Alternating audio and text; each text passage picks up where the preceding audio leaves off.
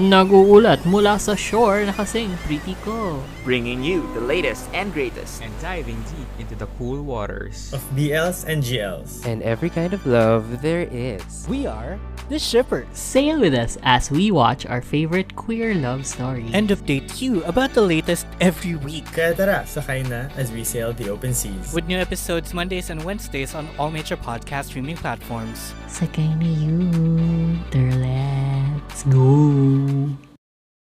Hi, this episode is not suitable for everyone. Parental guidance is advised. We are Bunk Collective.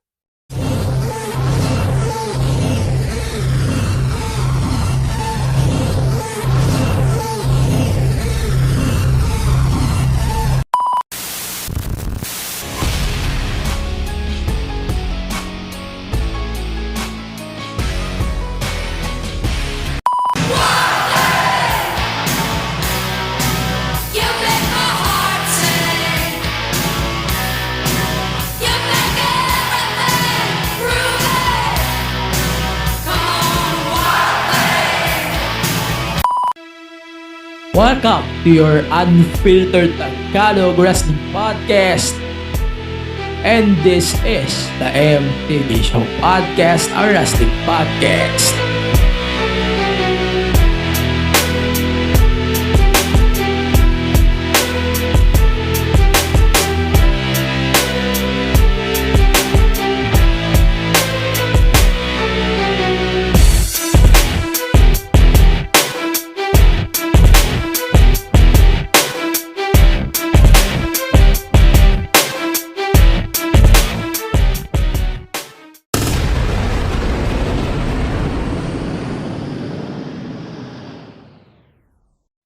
Ayan, good morning. This is the second part of our podcast this week. And we're going to do a all-in London predictions and also our thoughts on the shows this week. So medyo maghihinay-hinay na tayo sa mentions ng mga nangyari. And may stuff on the last episode. So medyo lilimitahan ko na. So in case you missed the news, so Bray Wyatt died in a heart attack on August 25th, 2023, 6:32 in the morning here in the Philippines, 6:32 p.m. Eastern Time, with Triple H confirming the news and Sean Ross Sapp informing or giving the information regarding on his death. Earlier this week, Terry Punk died as well, and we don't have decent details regarding on his death. Again, Punk Collective and the MT Show Podcast is condoning or with their families at this time. All of our hosts and podcasts are joining their respective families at this time for the prayers and for our thoughts. Condolences to all of the fans of those wrestlers. Ayan. So, good morning. Welcome to our podcast. As we continue our recording, mahaba-haba pa ito. So, wait lang. Pasensya na guys. Taga lang ha. Okay. Continue tayo. So, all in na by Monday.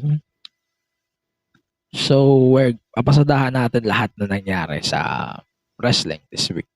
All of the wrestling, we're going to set it up habang tayo ay nagdinilay-nilay pa din about Bray Wyatt and Terry Punk. So yeah,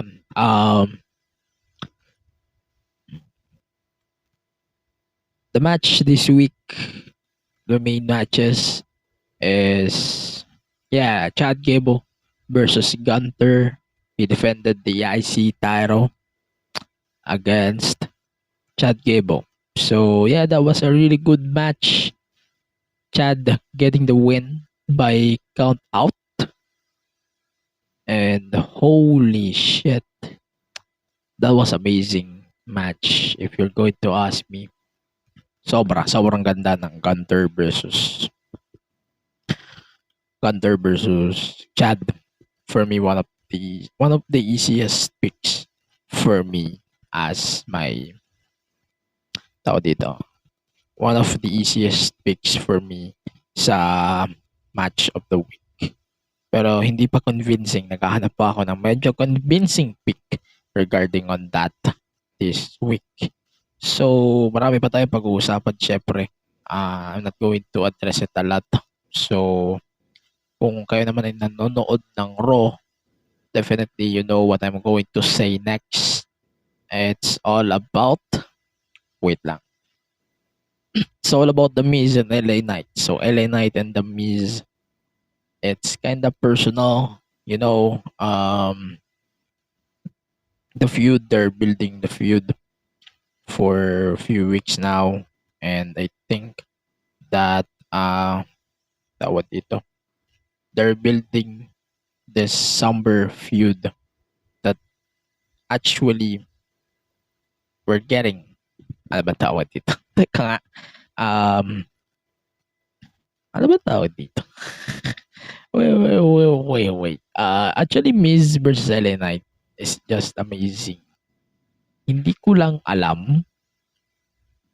Actually, don't know kung what I going to call this. Ano bang tamang terminology ko dito on how I'm gonna explain it to you guys in a way. Yes. Wait lang. I'm looking for more sources. Pasensya na, I'm looking for more details eh. Ayun. So, yun nga. Alam niyo naman yung nangyari past few weeks ago. For the past few weeks. And, yeah. Miz is really impressive. LA Knight is almost the same. And I cannot wait to see more of both of them down the line.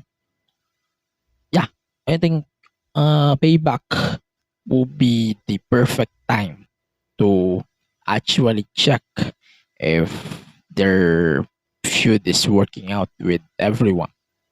So yun, also to note, Piper Niven is now Chelsea Green's new tag team partner. Yeah, it's kinda a Jerry Show vibe to me. But yeah, bearable naman. Kaya ko naman siya i-ignore. Joke lang. Kaya ko siyang pagtiyagaan muna kahit pa paano. Yeah, continue natin. Trish versus Becky. Kaya na disappointed at surprised either. Wala tayong masyado kailangang pag-usapan dito kasi it's just disappointing. Yeah. I know that we're getting continuity, but still, once a disappointment will always be a disappointment.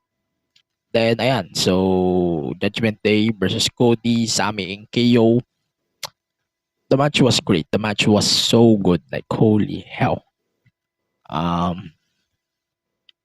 Ang naisip ko lang dito, wala nang feud si Cody, so definitely makikisali na lang siya sa mga feud na to.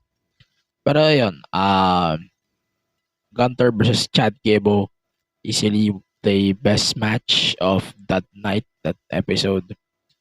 And tawag dito, marami pang i-work out si WWE when it comes to building their next show, Payback, which is we're going to discuss.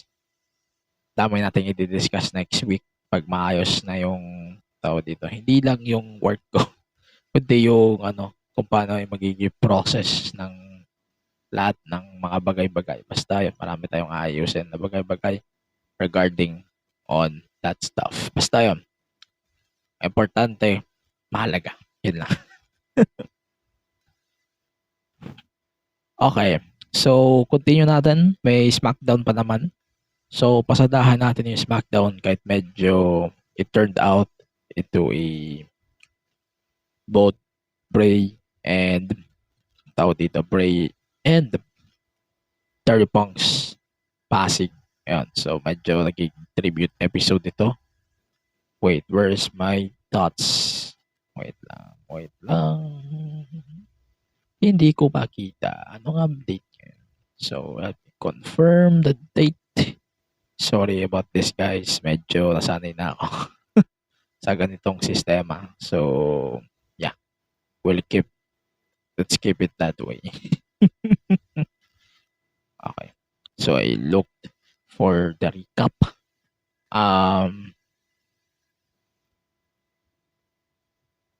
Okay. So, this week, actually, may preview dapat that Jimmy Uso returning for the first time since SummerSlam or since after SummerSlam, pero they removed this from the preview for tonight's show because the show will be dedicated to Terry Punk and Bray Wyatt respectively. So, ayun. Wait lang. So yun, they opened the show with the tribute of Bray Wyatt and Terry Punk. They're half sila actually dual memorial graphic. And ayun. So Michael Cole actually the one who greeted us on SmackDown and yun, maraming tributes na nangyari on this special episode of SmackDown. And the detail that we are noticing about this whole episode about Bray Wyatt tribute show is there's a lot of QR codes, which is sobrang memorable when it comes to Bray Wyatt's run in the WWE, which is good detail. Then Terry Punk, we got a lot of video graphics as well, which is good. And mamaya pag-usapan natin yung isang issue ko lang about this episode. Mamaya pag-usapan natin. Continue tayo with a lot of memorial videos of Bray and Terry Punk. Yung pag-focus ng camera doon sa rocking chair ni Bray Wyatt. And yeah, that was emotional, as in sobrang emotion daw when they focused the camera on the chair that Bray Wyatt is using since he made his debut years ago. Okay, so we got Grayson Waller versus Rey Mysterio. Yes, it's supposedly a title match, but they changed it into non-title due to this occasion. The match was a way to recover on the big tribute episode. Tribute. Okay. Yung tributes kasi, ayun, kumain siya ng medyo malaki-laking oras. So, ito yung probably mag-save that. And they did. The match was so good. Noticed on the shoulders of Ray, almost shoulders of Ray, is there's Terry Punk and Bray Wyatt wristband. Ayan. So, yung may band siya sa kanyang ano ba tawag dito? Ano tawag dito? Hindi siya hindi siya kamay. Basta hindi. Basta yun. Just figure it out. Basta yun. The match was so good. Bray versus LA. Hindi rin eh. Bray versus Grayson Waller was so good. Like, si Grayson, he's getting a lot of deserving guys. Like, they're protecting Grayson talaga, which is a good thing to me. And they're protecting their future, which is a good thing to me either. Ayun. So, Santos Escobar attacked Theory nung nag-interrupt siya on the match. Then, we got a quick clip on Bray Wyatt. So, yun yung mga pinapakita nilang mga QR codes. Hindi ko nababasahin yung mga QR codes pa isa-isa. So, again, Damage Control, they got their match. Damage Control versus Selena Vega versus Io Sky. Ayun, specific na natin. The match was fine. Hindi ako nag-expect na mananalo si Selena dito, but I think the match was really good. Selena always slaying when it comes to WWE matches lately. Si Io Sky always ready to steal the show, which is a good thing on her, and will always be the reason why. That's why I love Io and Selena. So, ayan, Cody Rhodes made his promo on Terry Punk and weird. Ayan, so they tell a story about about being 11 at the airport and hearing a man call his father the most ridiculous insult, an egg-sucking dog. Hindi siya sure if the words is allowed on Fox. It's just funny as fuck. But yeah, the, the promo was good. The promo was great. And ayun, that's why we got this Terrapunk thing. So yeah, they got the rub, which is good. And let's continue with the match that I hate to dog show. Ayoko siya dog showin in a way because it's a tribute match, but I have to because I want to be transparent on you guys and as much as I hate it. Okay. So, Brawling Brutes versus Street Profits in a Terry Punk hardcore match. To be honest, guys, I don't get where's the hardcore here. Sa totoo lang, I don't get where's the hardcore here. The table? That was a really good match, but it's not a hardcore match. It sucks. It's kind of unfortunate, but regardless, that was a really good match if you're asking me. And yeah, I think that's something na they put last minute, and I think kaya ko naman siya i-take slide kahit paano. Pero yung pagli-label kasi ito yung mga ayaw ko sa WWE things eh. Yung pagli-label na misleading. So ayun, din lang naman ang aking issue. So yeah. Profits won the match. Yun lang. LA Knight walked out of the backstage, and then the continuity of the Miz LA Knight feud is continuing, which is good. And LA Knight gave his tribute on Bray Wyatt. And ayun, so ang ganda ng tribute niya. Then ano tawag dito? Teka. The tribute here actually is the run thing. So a wise man was said, the next time you see him, run. Then another clip, as usual. Hindi ko na isa-isa yung mga clips na yun. So ayun, yung final clip that they showed is the last comeback noong promo niya on SmackDown. So yun, LA Knight versus Finn Balor was announced. The reason of this, LA Knight was his final feud, the Bray. Finn Balor was the first feud under the Finn. So yun ang justification nila on this feud.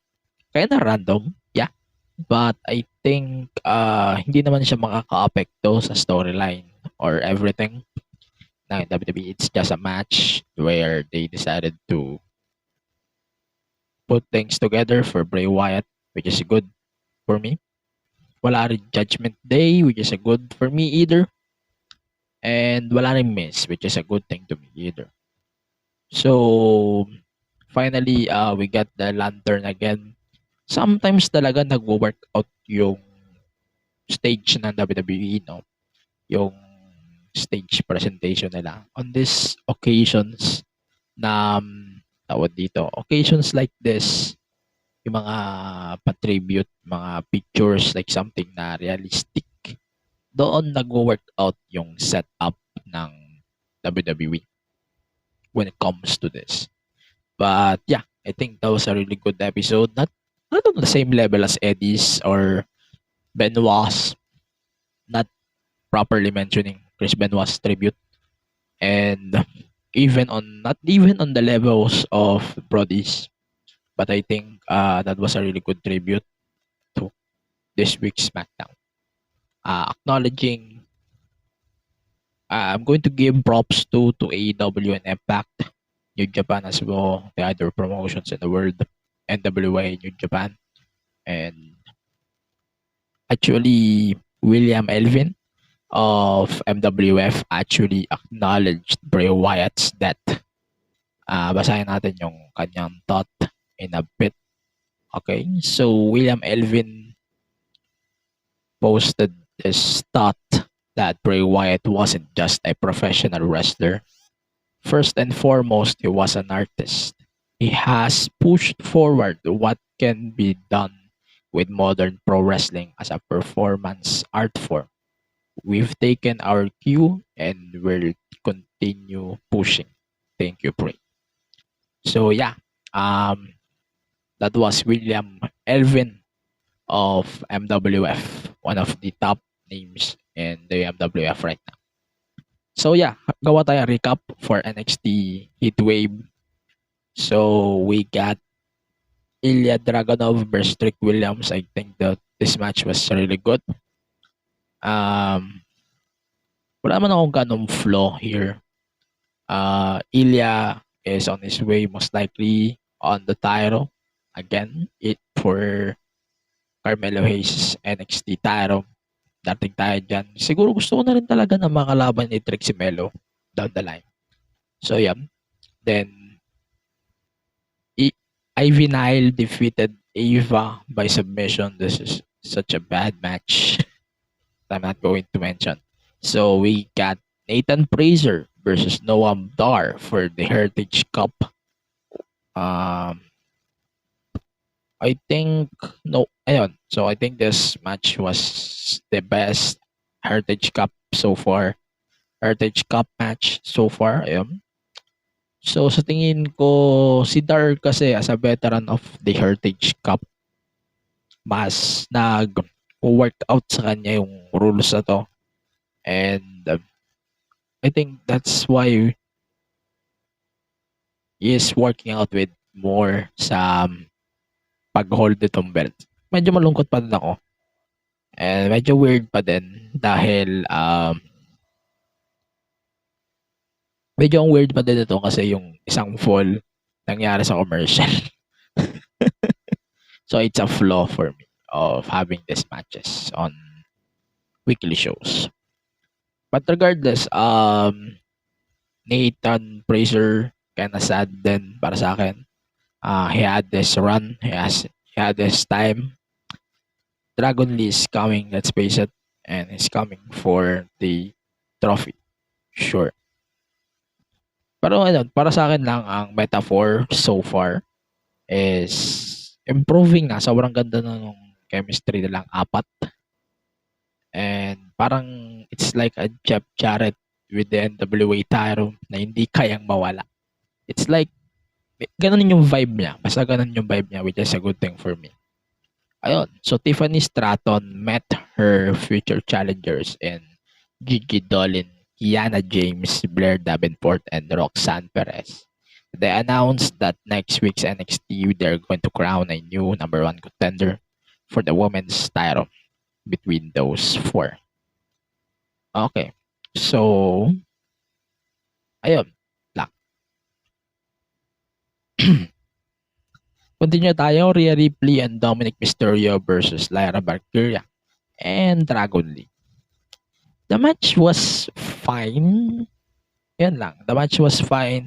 Then Mustafa Ali warned Dominic Mysterio that he's coming for the NXT North American title. Yeah. That would be great. It's time for Mustafa Ali to win the title eventually. Good. Then Baron Corbin versus Von Wagner. Ah.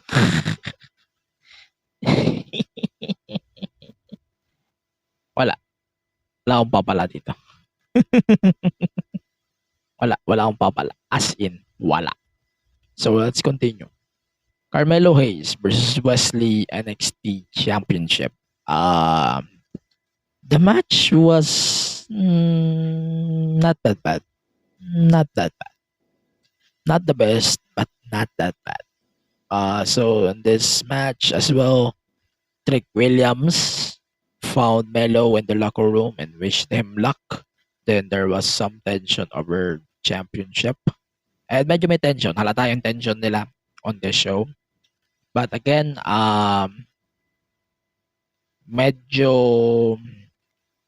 tagilid tong episode na to ng NXT Heatwave this year.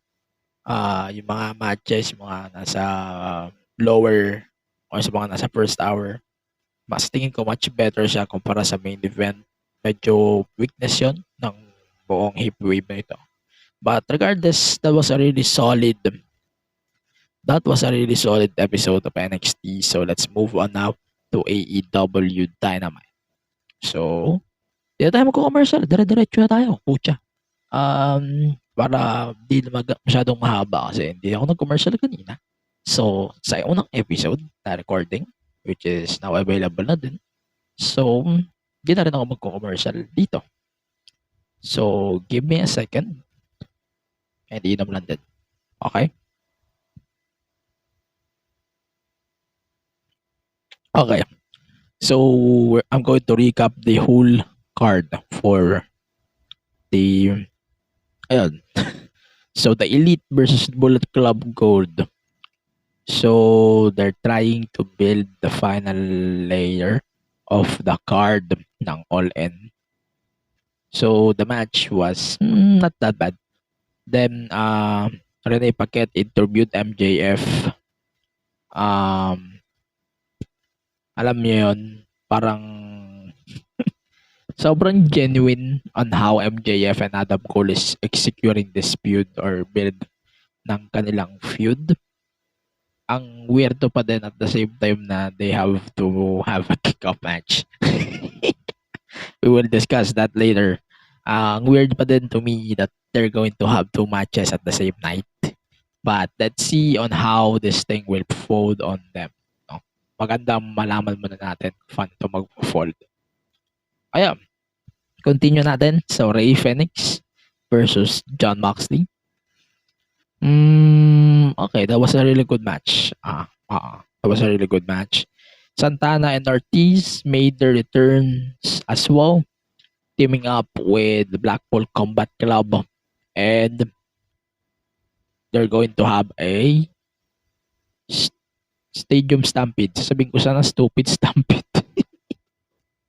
Okay, continue natin. So we got a contract signing between Chris Jericho and Will Ospreay for their match at All In London. Yan lang, wala lang sa'yo masyadong basta para sa akin lang sobrang memorable ng contract signing na ito, and Jericho himself is just memorable already. Yeah. Then we have Rene Paquette interviewing Adam Cole, and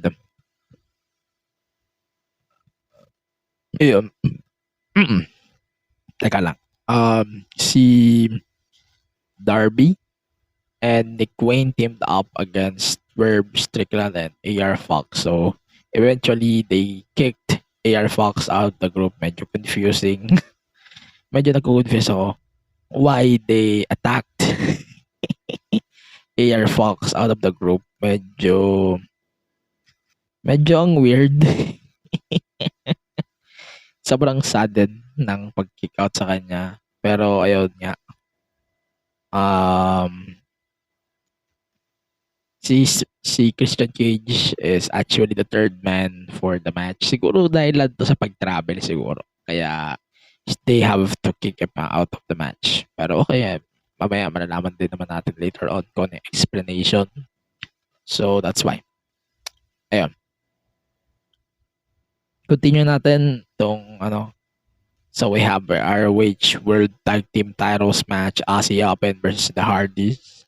Actually, this match was so good. Not the best, but definitely one of the things that I need to look forward then. And parang tong Aussie Open, let's face it, parang sila yung sasalo ng alay. Sila yung sasalo ng alay pag talo na pag nag-split na si Adam Cole at si MJF down the line. So, sila yung sasalo ng alay sa madaling sabi. No? So, yan. Start na tayo with our predictions sa All In 2023, All In London. So, yan. So, let's start with 0 Hour. So, we have Aussie Open versus MJF and Adam Cole for the tag team titles. Medyo interesting to, but MJF and Adam Cole is definitely winning the tag titles. Ang weird. Pero, I don't think na they're going to win it. Basta may shenanigans, something between the two. And, it may lead to someone actually pinned. Mas leaning ako kay MJF dito. So, maybe it's going to be Aussie Open win. Then, di pa siya na-announce. So, I have to read this already. Jack Perry versus Hook for the FTW Championship. Retain to. Jack Perry pa rin to. Ayun, start na tayo with the order of matches. So, FTR versus the Young Bucks for the NXT, for the AEW tag titles. I think it can go either way, pero I think it's going to be FTR's win. Then ito, Hikaru Shida versus Tony Storm versus Saraya versus Dr. Britt Baker in a 4-way for the AEW Women's title. Kung andito si Jamie Hayter, biggest opportunity ito for her to win the title. So since wala siya, so it's gonna be a Saraya title win at AEW All In London. Then also we have a coffin match. Darby Allin and Sting versus Swerve Strickland and Christian Cage. I think it's going to be Darby and Sting. Yeah, Darby and Sting ito. Golden Elite versus Konosuke Takeshita and both members of Bullet Club Gold. I don't think Takeshita and Bullet Club Gold will win here. But maybe Jay White pwede. May chance. So, I'm gonna give this to Bullet Club Gold and Takeshita. Pero, hindi si Kenny or Hangman. Hindi si Kenny or si Ibushi yung mapipin. So, mas likely it's Hangman. So, yeah. Then, Eddie Kingston, OC, Orange Cassidy, Best Friends, and Penta El Cerro versus Blackpool Combat Club, Santana, and Ortiz in a stadium stampede. I think this match will lead to Kingston versus Claudio, no? For the ROH title. So, Eddie definitely needs a win here para lang magka-momentum siya going to their match possibly at AEW Grand Slam. So, that would be great. So, yeah. Eddie's team will win here. Ayun, Eddie Kingston will win and his team, they will going to win here. Then, Will Ospreay versus Chris Jericho. This is tough. But I think Ospreay will win here. Pambawi lang from the Forbidden Door match days ago.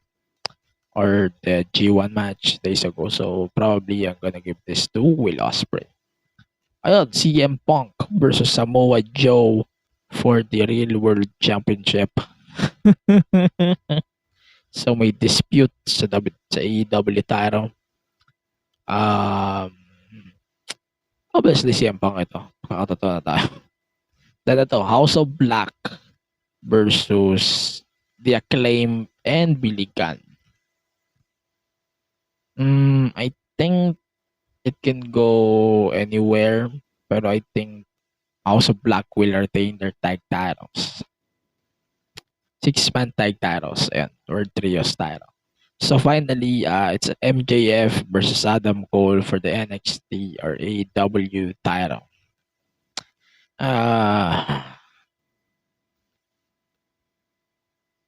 MJF's title reign is kinda stale. Pero feeling ko hindi pa nila ipapatalo si MJF dahil ng mga bidding war na yan. So I think MJF will get the win over Adam Cole. Pero I think this moment din, feeling ko baka magkaroon ng double turn na mag-occur o mag-lead sa isang match at All In or All Out or maybe Grand Slam. Ayun, so I think that will be the final blow of their feud between MJF and Adam Cole. Then next, CM Punk versus MJF for the AEW title. So, yun lang naman. Kayo guys, let me know what you think about let me know what you think about this whole AEW All-In card. Let me know what you think on this week's episode of the podcast. Let me know what you think on today's All-In predictions. And let me know what you think about Bray Wyatt and Terry Punk. And what is your favorite Terry Punk and Bray Wyatt moments, matches ever? Let me know in our comments section below. Picks of the week. First is Edge. Definitely Edge. Then second pick natin, it's the Edge lang talaga. Edge lang to. So our woman of the week is definitely actually wala. Kasi wala. Actually wala. Pwede ko bang sabihin wala? Wala akong woman of the week this week. No offense guys. Wala. Kasi Bailey daw satisfied. Yung kay Becky and Trish, di rin ako satisfied. Wala. The simplest answer, wala. Okay. So, match of the week, definitely Edge versus Sheamus from last week's SmackDown. So, that was a really good match. You should check out that match down the line if you want to check it. Yan, pabor naman sa akin if you're going to check that out as well. So yun lang, please follow the podcast on all of the social media platforms, Facebook, X, Instagram, TikTok, and Threads, syempre, at the MTG Show Pod. Don't forget to check our Bray Wyatt tribute episode. That's episode number 176 on your favorite podcast platforms as well. And please check all of our bunkmates here at Bunk Collective at the bunkpage.com. All of the shows of the Bunk Collective, you should check that out on your favorite podcast platforms. Follow us on all of the socials at the Bunk PH and visit our website, thebunkph.com. So yun lang muna for now. Stay safe, stay raso, and run!